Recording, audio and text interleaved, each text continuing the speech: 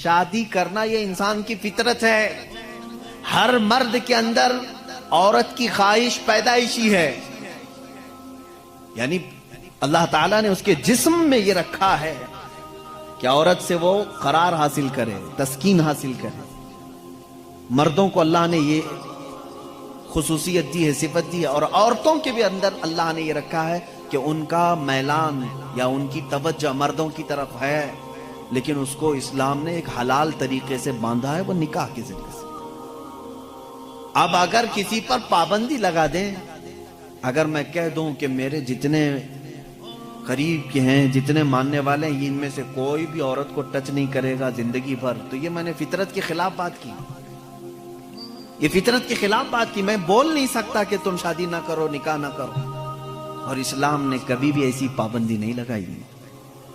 عیسائیوں نے اپنے اوپر لازم کر لیا کہ جو ان کا مذہبی ہوگا، ریلیجیس ہوگا، وہ عورتوں کو نہیں چھوئے گا. کتنی حیرت کی بات ہے.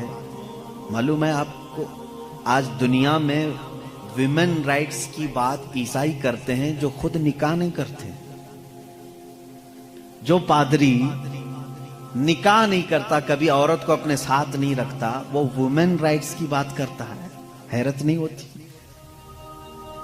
کچھ نن ایسی ہیں جن کو زندگی بھر کے لیے پابندی لگا دی گئی کہ اب تم کسی مرد کی بیوی بن نہیں سکتی. سنیاس لے لیا اس نے، وہ کبھی یہ راستے پر آ نہیں سکتی. یہ فطرت کے خلاف ہے، اور ہم نے اس کے انجام دیکھے ہیں، بلکہ اخباروں نے آپ سب کو بتایا بھی ہوگا. حقیقت ہے کہ جب فطرت کے خلاف کوئی بات کی جاتی ہے تو وہ چند دن تک تو چل سکتا ہے، لیکن پھر کہیں غائبانہ طور پر لاوا پھوٹ ہی جاتا ہے. اور اس کا انجام دیکھا ہے کہ کئی چرچ ایسے نکلے جہاں پر راہبوں نے نن اور دوسرے آنے والے بھکتوں کو ہی نہیں بخشا. یہ حالات ہوئے ہیں. اس کی وجہ یہ ہے کہ فطرت کے خلاف یہاں پر حکم دیا، یا انہوں نے خود اپنے آپ کو اس طرح کا کیا.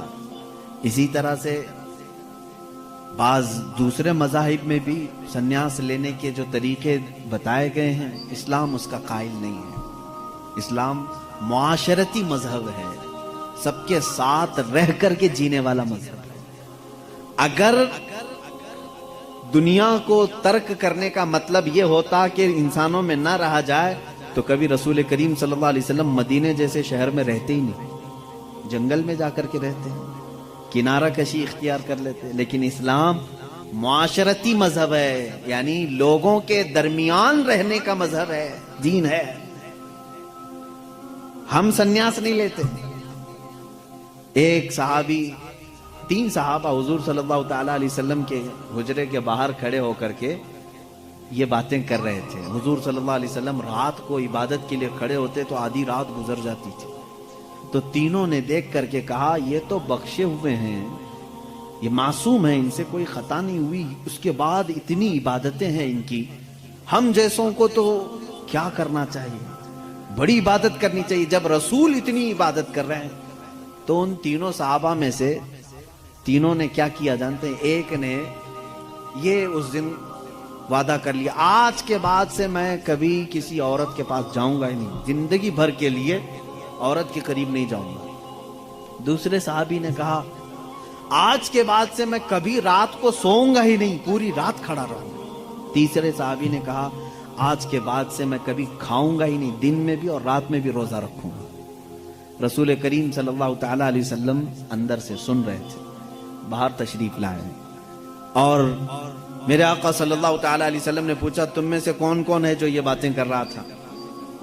وہ صحابہ نے کہا کہ یا رسول اللہ صلی اللہ علیہ وسلم، ہم نے آپ کی عبادتوں کو دیکھ کر کے یہ کہا، جب آپ سید الانبیاء ہیں، معصوم ہیں، آپ اتنی عبادت کرتے ہیں تو پھر ہماری عبادت کا حال کیا ہونا چاہیے؟ ہمیں بہت زیادہ عبادت کرنے کی ضرورت ہے، اس لیے ہم نے ایسے ایسے عہد کیے. میں نے کہا ہے کہ آج سے میں عورتوں کو چھوؤں گا نہیں، کبھی کسی کے قریب نہیں جاؤں گا، نکاح کر کے بھی نہیں جاؤں گا. دوسرے نے کہا میں نے یہ کہا ہے کہ رات کو سوؤں گا نہیں. تیسرے نے کہا میں نے یہ کہا ہے کہ آج کے بعد سے کبھی کھاؤں گا نہیں. اللہ کے نبی صلی اللہ علیہ وسلم نے فرمایا اسلام یہ نہیں ہے، اسلام یہ نہیں ہے. میری سنت پر اگر عمل کرنا چاہتے ہو تو میں اللہ کی عبادت کا بھی حق ادا کرتا ہوں اور عورتوں کا بھی حق ادا کرتا ہوں. میں نے اپنی رات کو تقسیم کر رکھا ہے, بیویوں کے لیے بھی حق ہے اور اللہ کی عبادت کا بھی حق ہے. اور دوسرے سے کہا تم نے کہا کہ رات کو کبھی سوؤں گا ہی نہیں, یہ بھی ہمارا طریقہ نہیں ہے, تم فطرت کے خلاف بات کر رہے ہو, بیمار ہو سکتے ہو, روزانہ رات پورے نہیں سو رہے. اب یہاں اس پر میں رک کر کے کہوں گا, حضور صلی اللہ علیہ وسلم نے اس صحابی کو منع کیا جو یہ کہہ رہے تھے میں رات بھر عبادت کروں گا. حضور نے فرمایا میری سنت یہ ہے کہ میں تھوڑی رات آرام کرتا ہوں اور تھوڑی رات اپنے رب کی عبادت بھی کرتا ہوں. تمہارے جسم کا بھی تم پر حق ہے, اس کو بھی آرام دو.